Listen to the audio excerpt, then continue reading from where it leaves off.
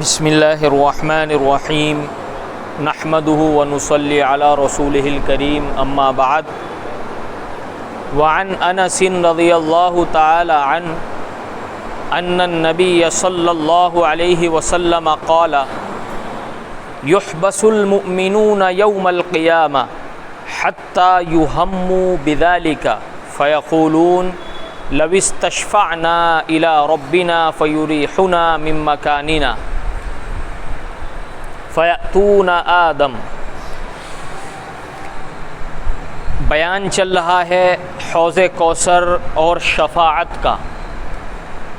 پچھلے ہفتے گزشتہ ہفتے حوض کوثر کا بیان آیا تھا اور اس ہفتے انشاءاللہ شفاعت کا بیان آئے گا۔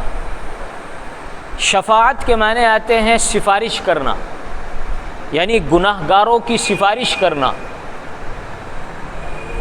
اور اس میں کئی باتیں ذہن میں رہنی چاہیے۔ پہلی بات تو یہ ہے کہ اللہ تعالیٰ کسی کافر کی سفارش قبول نہیں کریں گے۔ دوسری بات یہ ہے کہ اللہ کے سامنے کسی کی سفارش وہی کر سکتا ہے جس کو اللہ اجازت دیں گے، ہر کوئی نہیں کر سکتا۔ کفار کہا کرتے تھے کہ جو ہمارے بت ہیں جن کی ہم پوجا کرتے ہیں یہ زبردستی اللہ سے سفارش کروائیں گے۔ اللہ نے صاف صاف طور پر قرآن میں اعلان فرما دیا کہ کوئی بھی اللہ کو مجبور نہیں کر سکتا، کسی کی ہمت ہی نہیں ہے اللہ کے سامنے بغیر اللہ کی اجازت کے کسی کی سفارش کر سکے۔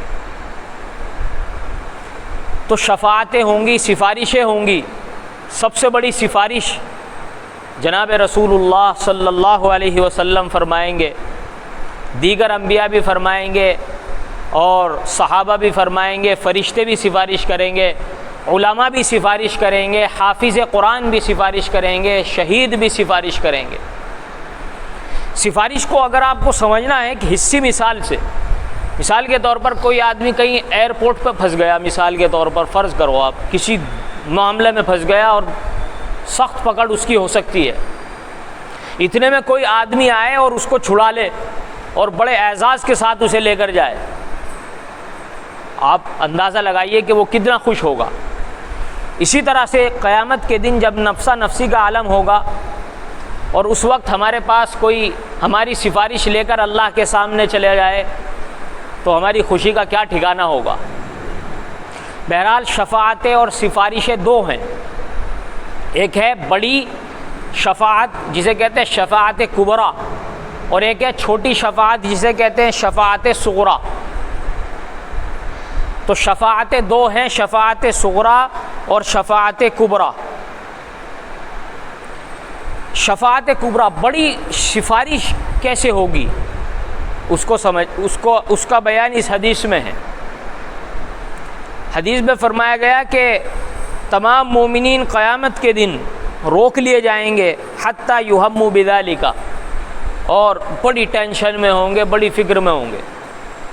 سورج ایک میل دور ہوگا، نفسا نفسی کا عالم ہو اور پسینے میں انسان شرابور ہو تو انسان یہ سوچتا ہے کہ کسی طرح سے مجھے یہاں سے چھٹکارا ملے، کسی طرح سے یہاں سے بس جلدی سے حساب کتاب شروع ہو۔ حساب کتاب شروع ہو ہی نہیں رہا ہوگا۔ اس وقت مسلمان پریشان ہوں گے کہ بھائی اللہ سے کوئی سفارش کرے، اللہ کے سامنے جائے اور اللہ سے کہے کہ اللہ حساب و کتاب شروع کیا جائے، بعد میں جو جنت میں جائے اس کا جنت میں فیصلہ کر دیا جائے، جو جہنم میں جانا ہے جہنم میں فیصلہ کر دیا جائے، تو کسی سے سفارش کرائی جائے۔ تو سارے انسان اکٹھے ہوں گے اور حضرت آدم علیہ السلام کے پاس آئیں گے اور کہیں گے کہ انت آدم ابو الناس، آپ حضرت آدم ہیں، تمام انسانوں کے ابا جان ہیں۔ خلقک اللہ بیدہ، اللہ نے آپ کو اپنے ہاتھوں سے پیدا کیا اور آپ کو جنت میں بسایا، تمام فرشتوں نے آپ کو سجدہ کیا اور اللہ نے آپ کو ہر چیز کا علم دیا ہے، ذرا اللہ کے یہاں سفارش کر دیجئے۔ حضرت آدم کہیں گے کہ بھائی یہ سفارش اور شفاعت کا مقام کسی اور کا ہے، میرا نہیں ہے۔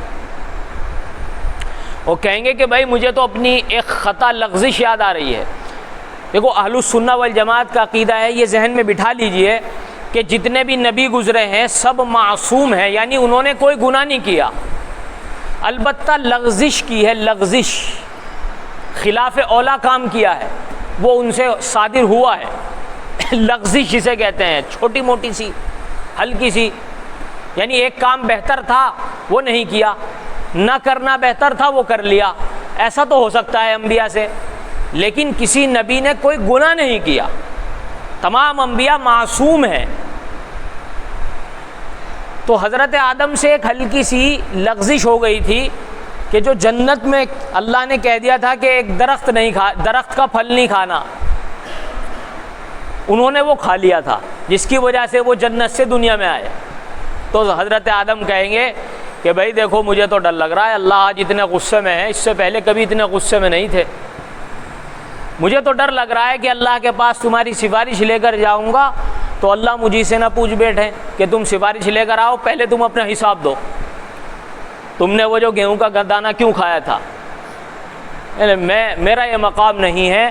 آپ ایسا کریں، حضرت نوح علیہ السلام کے پاس چلے جائیں، تو سارے لوگ حضرت نوح علیہ السلام کے پاس جائیں گے۔ حضرت نوح علیہ السلام بھی جلیل القدر نبی ہیں، سارے لوگ ان کے پاس آئیں گے اور ان سے کہیں گے کہ آپ سب سے پہلے نبی ہیں، اللہ کے مقرب بندے ہیں، دنیا میں 950 سال رہے ہیں اور تبلیغ کی ہے، دعوت و تبلیغ کا کام کیا، 950 سال اپنی قوم کو سمجھایا، آپ سفارش کر دیجئے۔ وہ کہیں گے کہ مجھ سے بھی ایک ہلکی سی لغزش ہو گئی تھی، میرا جو بیٹا کافر تھا جب طوفان آیا تو وہ ڈوبنے لگا، تو میں نے اللہ سے کہہ دیا تھا کہ اللہ اس کو بخش دے، تو اللہ نے ڈانٹ لگائی کہ وہ تمہارا بیٹا نہیں ہے، تمہارا بیٹے تو مومن ہیں، مسلمان ہیں، ایمان والے ہیں، کافر سے کوئی رشتہ ناتا نہیں، انہ لیس من اہلک، وہ تمہارا بیٹا نہیں ہے۔ تو اللہ نے مجھے ڈانٹا تھا، تو کہیں ایسا نہ ہو کہ اللہ پوچھ لیں کہ تم میرے پاس سفارش لے کر آئے ہو، تمہاری یہ غلطی ہے، مجھے تو یہ ڈر لگ رہا ہے۔ تو وہ کہیں گے کہ حضرت ابراہیم کے پاس چلے جاؤ۔ حضرت ابراہیم علیہ السلام کے پاس لوگ آئیں گے اور کہیں گے کہ آپ تو اللہ کے برگزیدہ نبی ہیں اور اللہ نے آپ کی اولاد سے حضرت اسماعیل کو پیدا فرمایا ہے اور جلیل القدر پیغمبر ہیں، آپ کی نسلوں سے ہزاروں لاکھوں انبیاء پیدا ہوئے ہیں، آپ سفارش فرما دیجئے۔ تو حضرت ابراہیم کہیں گے کہ بھائی مجھے بھی اپنی 3 خطائیں، لغزشیں، خلاف اولا کام یاد آ رہا ہے۔ وہ خلاف اولا کام کیا ہے؟ توریہ۔ توریہ کیا ہے؟ ایک ایسا لفظ بولنا کہ سامنے والا تو کچھ سمجھے اور بولنے والا کچھ اور مراد لے۔ اس کی مثال رسول اللہ صلی اللہ علیہ وسلم ہجرت کے لیے تشریف لے جا رہے ہیں، حضرت ابوبکر ساتھ ہیں اور کفار مکہ نے دشمن لگا رکھے ہیں پیچھے کہ بھائی پکڑ کے لاؤ، کسی کو 100 اونٹ کا اعلان، کسی کو 200 اونٹ کا اعلان۔ تو ایک آدمی آیا اور اس نے حضرت ابوبکر سے پوچھا کہ یہ تمہارے ساتھ کون ہے؟ یہ تمہارے ساتھ کون؟ وہ رسول اللہ کو نہیں جانتا تھا۔ تو حضرت ابوبکر نے کیا کہا؟ حضرت ابوبکر نے کہا کہ یہ میرے گائیڈ ہیں۔ یہ میرے کون ہیں؟ گائیڈ ہیں، گائیڈ، رجل یہدینی السبیل، راستہ دکھا رہے ہیں۔ اب اس کے 2 معنی ہیں کہ جس راستے پر ہم چل رہے ہیں اس کے گائیڈ ہیں، اور دوسرے معنی کیا ہیں؟ اللہ کا راستہ دکھاتے ہیں۔ تو اس آدمی نے سوچا کہ شاید یہ راستہ دکھانے والے گائیڈ ہیں، اور حضرت ابوبکر کی مراد کیا تھی؟ حضرت ابوبکر کی مراد یہ تھی کہ یہ مجھے آخرت کا راستہ دکھاتے ہیں، اللہ کا راستہ دکھانے والے نبی ہیں۔ اسے کہتے ہیں ذو معنیین لفظ، توریہ، یعنی سامنے والا کچھ سمجھے، آپ کچھ مراد لیں، سامنے والا دوسرا مراد۔ تو حضرت ابراہیم نے 3 جگہ ایسا کیا ہے، بڑی دلچسپ بات ہے۔ پہلی جگہ تو ایسا کیا کہ ایک مرتبہ حضرت ابراہیم علیہ السلام جس قوم میں بھیجے گئے تھے وہ سارے بتوں کو پوجتے تھے، اور ان کے والد جو تھے آزر، وہ بتوں کو بنایا کرتے تھے، بت گر تھے۔ تو ایک میلہ لگا جس میں بتوں کی پرستش ہونی تھی۔ حضرت ابراہیم علیہ السلام کو کہنے لگے کہ بھائی چلو آپ بھی اس میں شریک ہو جاؤ۔ تو حضرت ابراہیم نے ستاروں کی طرف دیکھا، ان کی قوم میں ستاروں کو بڑا مانتے تھے، اور کہا کہ انی سقیم، میری طبیعت ٹھیک نہیں ہے، میری طبیعت ٹھیک نہیں ہے، بیمار ہوں۔ اب اس کے دو معنی ہیں، ایک تو جسمانی بیماری، اور ایک یہ کہ تمہیں کفر و شرک میں دیکھ کر جو دماغ میں ٹینشن ہے وہ۔ تو حضرت ابراہیم نے تو ٹینشن مراد لی کہ طبیعت ٹھیک نہیں ہے، یعنی تمہیں کفر و شرک میں جاتا ہوا دیکھ رہا ہوں، اور اس وجہ سے ذہنی ٹینشن ہے، ذہنی الجھن ہے۔ اور لوگوں نے سوچا کہ شاید جسمانی بیمار ہیں، بخار ہے۔ ایک تو ان سے ہلکا سا یہ خلاف اولا کام یہ ہوا۔ دوسرا خلاف اولا کام ایک اور ہوا، جب ساری قوم چلی گئی میلے کے اندر، تو جو بڑا بت خانہ تھا جس میں بڑے بڑے بت رکھے ہوئے تھے، ایک بیچ میں بڑا بت تھا اور برابر میں سائیڈوں میں چھوٹے چھوٹے بت رکھے ہوئے تھے۔ تو حضرت ابراہیم آئے اس بت خانے میں اور بڑا کلاڑا لے کر سارے چھوٹے بتوں کی گردنیں اڑا دی، اور وہ جو کلاڑی تھی وہ بڑے والے بت کو دے دی، اس کے ہاتھ میں دے دی اس طرح سے۔ سارے لوگ آ گئے جب میلے سے، بھائی یہ کس نے کیا؟ ہمارے بتوں کے ساتھ یہ کس نے کیا؟ من فعل ھذا بآلہتنا یا ابراہیم۔ تو لوگوں نے کہا کہ بھئی ایک بندہ ہے ابراہیم نام کا، وہ بتوں کی برائی بیان کرتا ہے تمہارے، یہ اسی کا کام لگ رہا ہے۔ حضرت ابراہیم کو بلا لیا کہ تم نے یہ کام کیا ہے۔ تو حضرت ابراہیم نے فرمایا فعلہ من فعل کبیرہم ھذا، کیا کسی نے کیا، یہ رہا ان کا بڑا، اس سے پوچھ لو، کسی نے کیا ہو، یہ رہا بڑا، اس سے پوچھ لو، یعنی جس کے ہاتھ میں کلاڑی ہے کس نے یہ کیا ہے۔ تو انہوں نے تو سر جھکا لیا، وہ تو بت ہے، پتھر ہے، وہ کیا بتائے گا کہ کس نے کیا ہے۔ تو انہوں نے یوں سر جھکا لیا اور خود ہی اپنے آپ پر ملامت کرنے لگے کہ ہم ہی بیوقوف ہیں، بھلا یہ تھوڑا ہی بتائے گا، یہ تو اپنے نفع نقصان کا مالک نہیں کہ تو جو چھوٹے چھوٹے بت اپنی حفاظت نہیں کر سکے، کوئی بھی گردن ان کی اڑا دے تو وہ ہماری کیا حفاظت کریں گے۔ خیر وہ اس کے بعد آگ میں ڈالے جانے کا واقعہ پیش آیا۔ تو حضرت ابراہیم نے یہ کہا فعلہ کبیرہم ھذا، تو فعل عربی میں کرنے کے معنی میں آتا ہے، اور کرنے والا جو ہوتا ہے اسے کبیرہم۔ تو یہاں پر بھی انہوں نے دو معنی والے لفظ مراد لیا کہ وہ سامنے والوں نے سوچا کہ بڑے نے کیا ہے، اور حضرت ابراہیم نے دوسرے معنی مراد لیے۔ تو یہ تین لغزشیں ہوئی تھیں حضرت ابراہیم، دو ہوئی ابھی تو، تیسری یہ تھی کہ حضرت ابراہیم اس جگہ سے ہجرت کرنے لگے۔ ان کے والد جو تھے بتگر تھے، بت بناتے تھے، تو انہوں نے گھر سے نکال دیا کہ بتوں کو پوجے گا تو یہاں رہے گا، نہیں تو نکل جائے یہاں سے۔ تو اپنی اہلیہ حضرت ہاجرہ کو لے کر جا رہے تھے بیت المقدس، ملک شام۔ راستے میں ایک بدبخت تھا بادشاہ، وہ کیا کرتا تھا کہ اگر کسی کے ساتھ کوئی خوبصورت اور حسین لڑکی یا عورت ہوتی تھی، اسے اپنے کمرے میں بلوا کر اس کے ساتھ منہ کالا کرتا تھا، بدتمیزی کرتا تھا۔ تو حضرت ابراہیم علیہ السلام نبی ہیں، ان کی اہلیہ ظاہر سی بات ہے کہ خوبصورت تھیں، تو وہ جا رہے تھے۔ اچھا اس بادشاہ کا اصول یہ بھی تھا کہ اگر یہ پتہ چل گیا کہ یہ اس کی بہن ہے جانے والے کی، تو بہن کو چھوڑ دیتا تھا۔ تو حضرت ابراہیم جب ادھر سے گزرے تو پولیس والے آ گئے، انہوں نے فوراً گرفتار کر لیا اور پوچھا کہ یہ کون ہے، یہ خوبصورت خاتون کون ہے تمہارے ساتھ؟ تو انہوں نے کہا کہ یہ میری بہن ہے۔ بیوی کو کیا کہہ دیا؟ بہن۔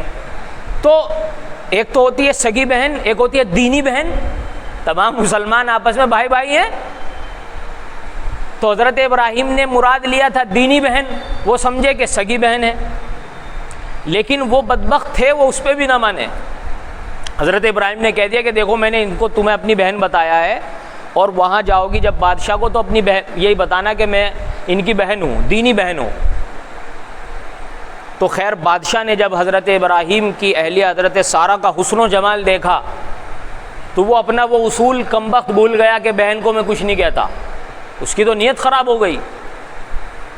اس بدبخت نے حضرت ہاجرہ کو اپنے کمرے میں بند کر لیا تنہائی میں، اور منہ کالا کرنے کے لیے ہاتھ بڑھانے لگا۔ حضرت ہاجرہ نے اللہ سے دعا کی تو تبھی اسے ایک دورہ سا پڑا، اور ایک دم گھٹنوں کے بل گر کر جیسے دورے والا آدمی کانپنے لگتا ہے ایسے وہ کرنے لگا، ہاتھ پیر اس کے بیکار ہو گئے۔ تو اس نے کہا کہ مجھے معاف کر دے، مجھے معاف کر دے، اور اپنی بد دعا واپس لے لے، میں کچھ نہیں کہوں گا تجھے۔ تو انہوں نے ترس آ گیا، انہوں نے پھر کہا کہ ٹھیک، اللہ سے دعا کی کہ اللہ ٹھیک ہو جائے۔ وہ ٹھیک ہو گیا، پھر اس کم وقت نے اسی طرح سے غلط ہاتھ ڈالنے کا ارادہ کیا، پھر انہوں نے بد دعا کی، پھر وہ اسی طرح سے دورہ اس کو پڑ گیا۔ 3 مرتبہ ایسی حرکت ہوئی۔ پھر جب 3 مرتبہ ایسا ہو گیا تو اس بادشاہ نے سوچا کہ شاید یہ کوئی نیک خاتون ہے اور ان کے ساتھ ایسا نہیں کیا جا سکتا۔ اس نے توبہ کی اور ان کی نیکی سے بڑا متاثر ہوا۔ حضرت ابراہیم باہر نماز کی نیت باندھے ہوئے کھڑے تھے، اللہ سے دعا مانگ رہے تھے۔ پتہ چلا کہ اگر کوئی اس طرح کی پریشانی ہو تو اللہ نے راستہ بتا دیا کہ نماز کی نیت باندھ لو۔ حضرت ہاجرہ آئیں اور نماز پڑھ رہے تھے، بتایا کہ اللہ نے اس کے شر سے حفاظت فرما لی۔ تو وہ حضرت سارہ کی نیکی سے بڑا متاثر ہوا، اور اس نے ایک قول کے مطابق اپنی بیٹی، اور ایک روایت ہے کہ اپنی باندھی، اس بادشاہ نے اپنی بیٹی خدمت کے لیے دے دی حضرت سارہ کو کہ یہ آپ کی خدمت کرے گی، یہ آپ کی خدمت کرے گی۔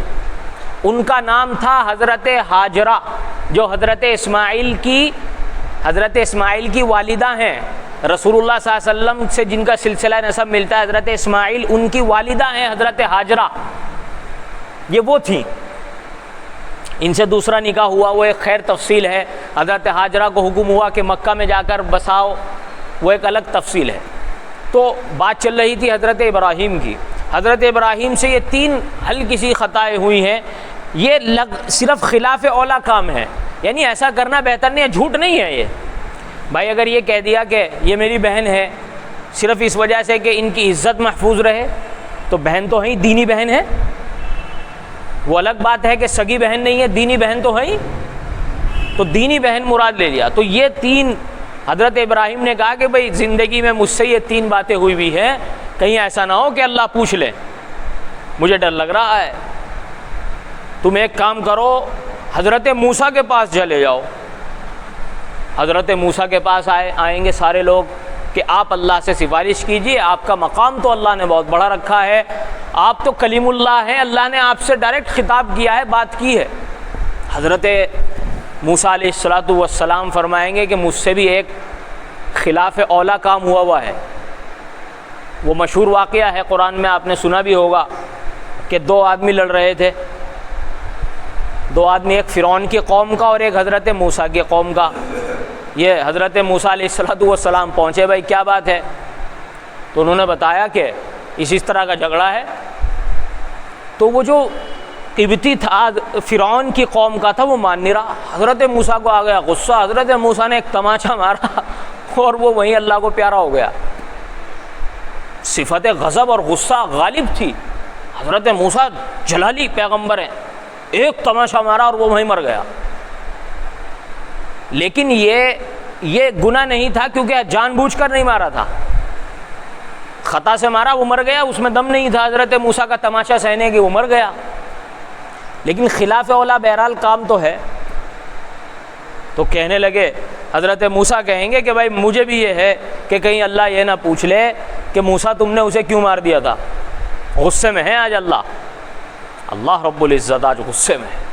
تم ایک کام کرو، حضرت عیسیٰ علیہ السلام کے پاس چلے جاؤ۔ اب سارے لوگ حضرت عیسیٰ علیہ السلام کے پاس جائیں گے